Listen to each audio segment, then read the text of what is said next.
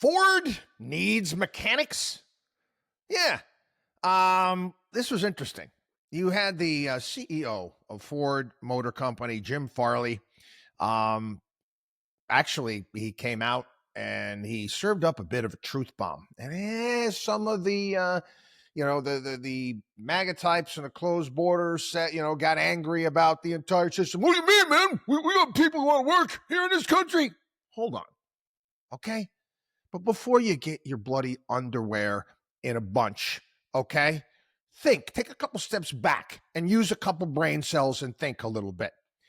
He said, we are in trouble in our country. We're not talking about this enough.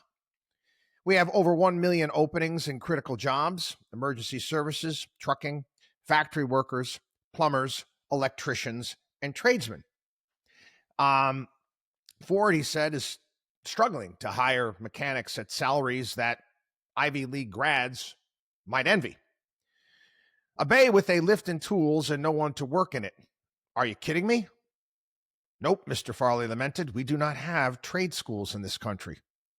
He's right, to a large degree. Few schools teach trades these days. Community colleges are mostly remedial high school education, and government worker training programs have poor results. Again, it was interesting as well. The regular 4-year schools have got to offer remedial math. Harvard offers remedial math at this point in time. All of the government spending, all of the loans, all of the subsidies, which is one of the most awful words on the planet as far as this country is concerned, have encouraged kids, not just for college, but also graduate programs as well, encourage kids to go to college when, you know what, maybe they might be better off doing something else. And this has caused a big mismatch in the labor market. Been talking about this for years here on the program. And again, not the same old thing.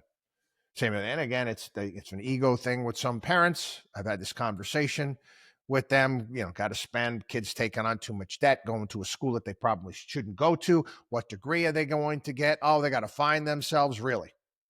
I've talked about this before here on the program. There's better ways of doing things. I've talked about the Swiss model here.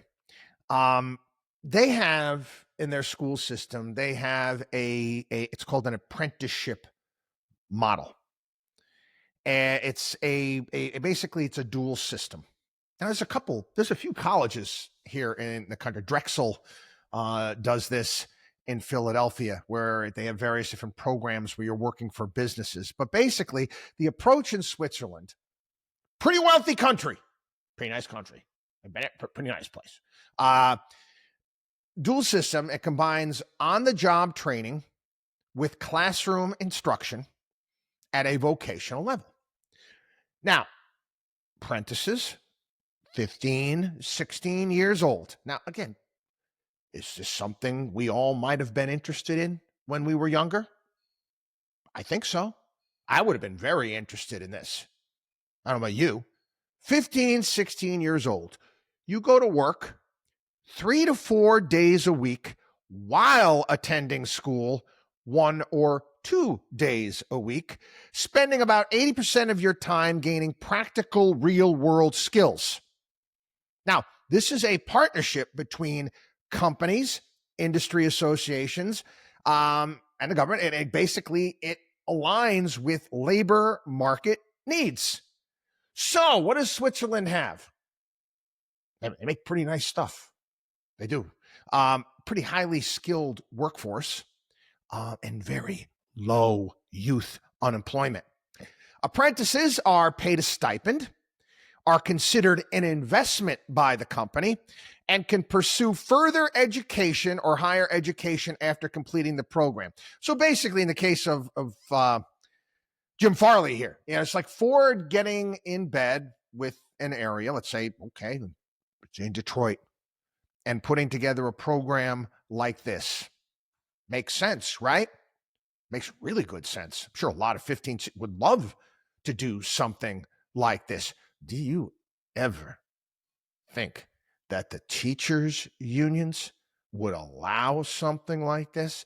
Oh, they'd find a way to spin it as racist, this. Oh, I can see it now. I'm going to go over the components of this model, the Swiss model, okay? You tell me I'm wrong here. You tell me that this wouldn't work here in the United States. Dual system, practical hands-on work with theoretical classroom learning, creating a comprehensive and efficient training program. Yes, makes sense. Company involvement. Companies play a leading role by training apprentices and influencing the curriculum to meet their specific needs. They invest in the apprentices and often hire them after graduation, making apprenticeships a key recruiting strategy. See how we do it here in this country? Is you got to get yourself an internship when you're in college. And, you know, if mommy and daddy have enough bloody money, then they can pay for your apartment in New York or Boston or Washington, D.C., and allow you to have that internship because you ain't getting paid diddly unless, you know, at least it wasn't in my day. They're starting to pay now a little bit. Am I wrong? No, I'm not wrong.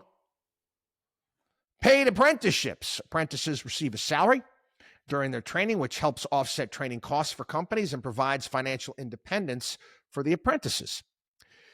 Industry and government partnership. The government, along with the employer associations, works with companies to set federal standards and regulate exams to ensure uniform quality across the country. Again, that's not a public-private, that's the government playing referee. It's kind of like saying, hey, I want all the umpires to have the same strike zone. Okay? That's not a public-private partnership. That's the government doing what it's supposed to do. Be the referee. Career flexibility. After completing the 3 to 4 year apprenticeship, graduates receive a federal diploma and can enter the workforce directly, pursue higher education, or even enroll in a university program. You tell me that our system is better. Prove it to me, okay? Teachers, prove it to me. Any of you members of the teachers union? Yeah, shut down schools, put masks on everybody, okay? No. This is better. This is real reform. It's doable, right? Swiss are doing it, for crying out loud. Why can't we do it? Again, simple, not easy. Follow the money. Watchdog on wallstreet.com.